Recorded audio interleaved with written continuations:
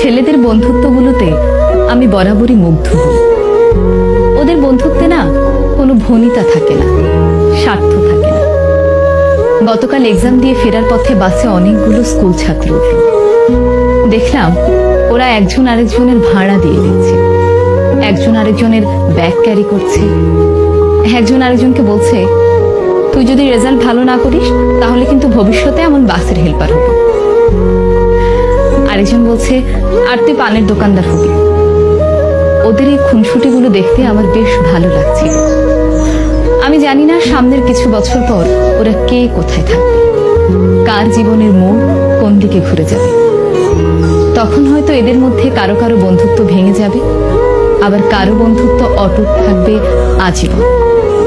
তবে ওদের এখনকার যে বন্ডিংটা, এটা দেখে আমার খুব ভালো লাগলো। ওরাও হয়তো একটা সময় পর এই সময়টাকে অনেক মিস করবে। তবে যে যাই বলুক না কেন, ছেলেদের বন্ধুত্বগুলো অদ্ভুত রকমের সুন্দর হয়।